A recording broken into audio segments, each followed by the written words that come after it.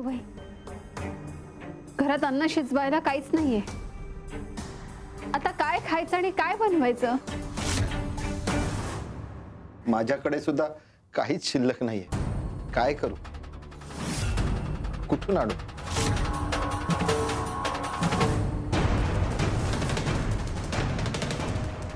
सुदर्शन, आई, बाबा, आपल्यावर फार मोठं संकट आलंय.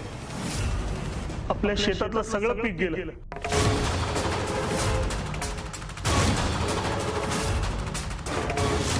खूप मोठं नुकसान झालंय. पण हे कसं काय झालं? हेच तर समजत नाहीये.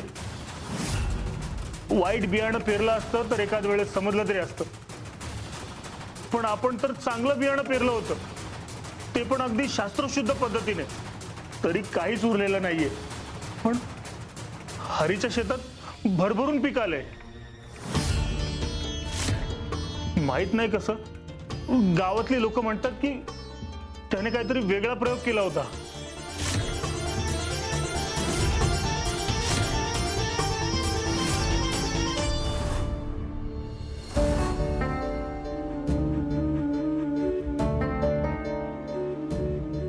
पांडुरंगराव, नुसती भूक नाही तर डोक्यावर ऋण सुद्धा आहे तुमच्या.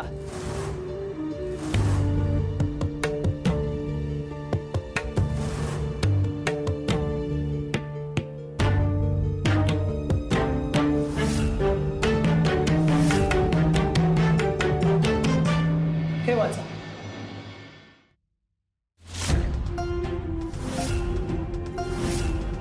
हे त्याचे दस्तावेज वाचा.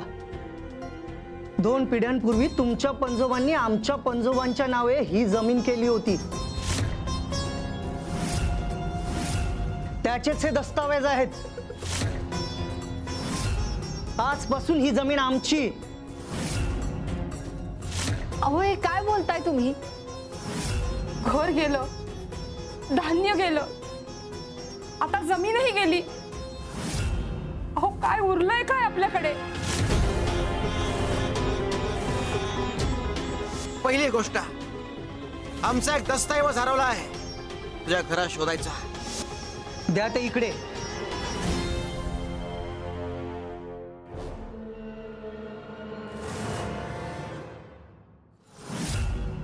सगळं संपलं. आता या संकटातून आपल्याला फक्त स्वामीच बाहेर काढू शकतात. माझ्या घरात काय करायचं, कसं वागायचं ते मी ठरवणार. मग स्वामी असो नाही तर आणखी कोणी. चला हो, जिथे आपला मान पण नाही तिथे आपल्याला थांबायलाच नको.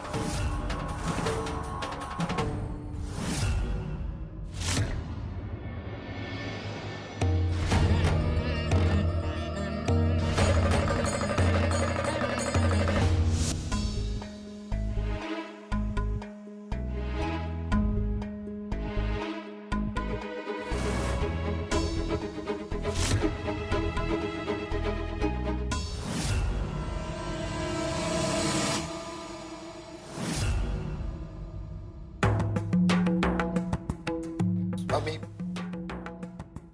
मला माफ करा. माझे डोळे अहंकाराने मिटले होते. जमीन गेली, घर गेलं, बियाणंही फसलं. माझी चूक झाली स्वामी. स्वामी, तुम्ही आम्हाला नाही वाचवलं तर आम्ही भुकेनं मरू. आमचा हा शाप दूर करा स्वामी. काय रे, तुला कळलंच नाही ना की तू बियाणं बदललंस तरी हरीचं पीक इतकं भरभरून कसं आलं ते?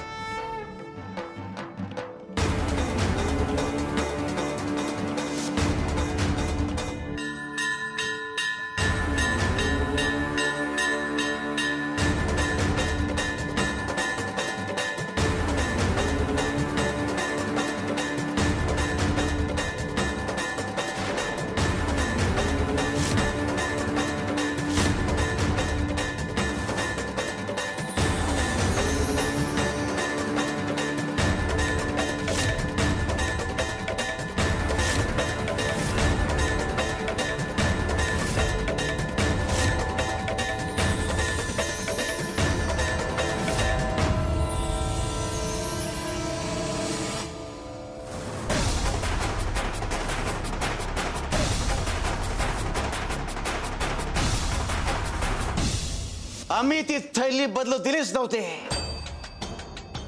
अरे स्वतःची रेग मोठी करायची असते, इतरांची लहान नाही. अरे तुम्हीच म्हणत होतात ना की हा प्रश्न तुमच्या कुटुंबाचा आहे आणि आम्ही मध्ये पडायला नको म्हणून. ही आमच्या घरातली गोष्ट आहे, कृपया तुम्ही लक्ष देऊ नका. अरे नाती पाण्याप्रमाणे असतात. पाण्यात काठी मारली म्हणून पाणी वेगळं होत नाही. आता असाच मनाचा मोठेपणा दाखव आणि हरीकडे जा. स्वामी मला माफ करा, माझी चूक झाली. आता कुठल्या तोंडाने जाऊ माझ्या भावाकडे?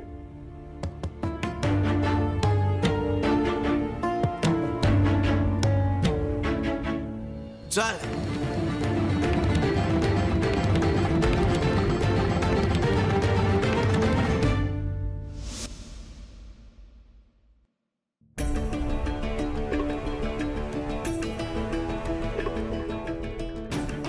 स्वामी, हे आमचंच घर.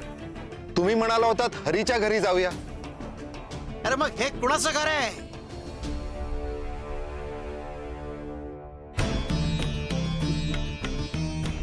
हरी,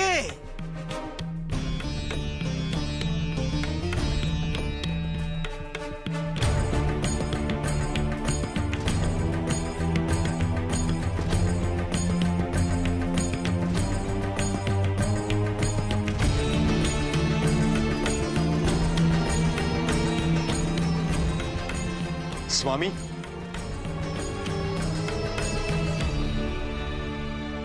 स्वामी, मनात असून सुद्धा मी हरीला कधी पाठिंबा नाही देऊ शकले आणि तुमच्यावर सुद्धा अविश्वास दाखवला. मला माफ करा स्वामी. हरी बाळा, मला माफ कर.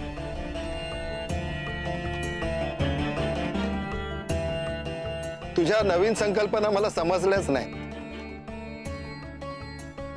मी माझ्या जुन्याच कल्पनांमध्ये अडून बसलो होतो, माझ्या अहंकारात अडकून बसलो होतो. स्वामींना घराबाहेर काढायचं पाप झालंय माझ्या हातून.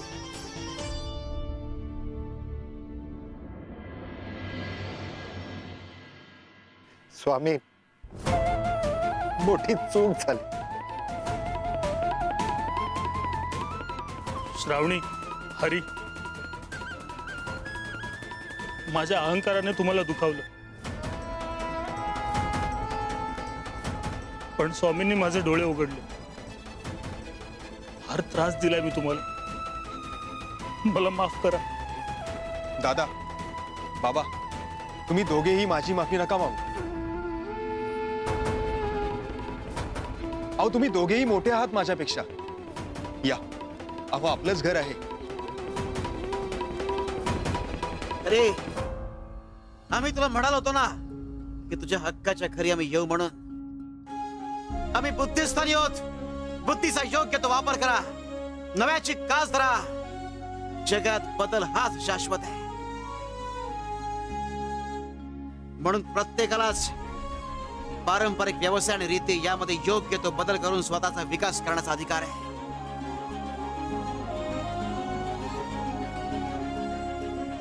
अरे स्वप्न परंपरेचे मोहताज नसतात आणि नवीन मार्ग निवडणं म्हणजे काही वेगळं होणार नाही. न्यायार्जित धनाने स्वतःचं हित साधा आणि इतरांचंही. सुखी प्रपंचाचं हेच गमक आहे.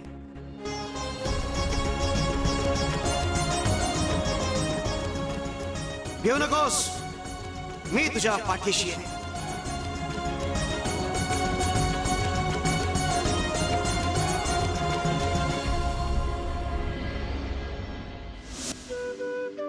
कपिलाताई, अहो हा असोला नारळ मी कधीचा काढून ठेवलाय, हा सोलून द्या बरं. आज नारळी पौर्णिमा आहे ना, स्वामींच्या पूजेसाठी लागणार.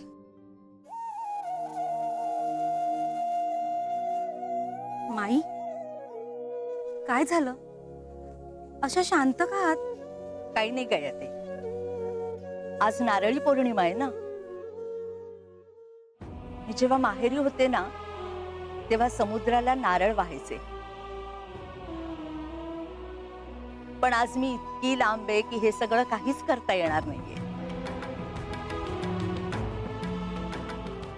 पण आठवणी येत ना, आठवण येते हो त्या समुद्राची, लाटांची, त्या क्षणांची. मी कधीच हा नियम चुकवला नाही, पण आज हा नियम माझा चुकणार आहे. माई, तुम्ही समुद्राच्या अगदी जवळ आहात. अक्कलकोटात कुठून आलाय समुद्र? दाखवा बघू मला.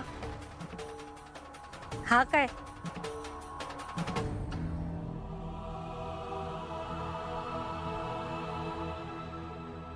स्वामी म्हणजे मायेचा आणि कृपेचा अथांग समुद्रच नाही का?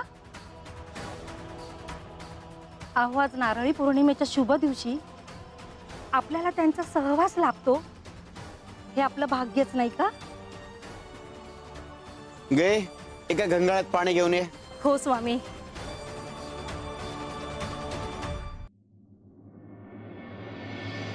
स्वामी, मी पाद्यपूजा करते. तुम्ही घंगाळ्यात पाय ठेवता ना? हे तुझ्या करताय.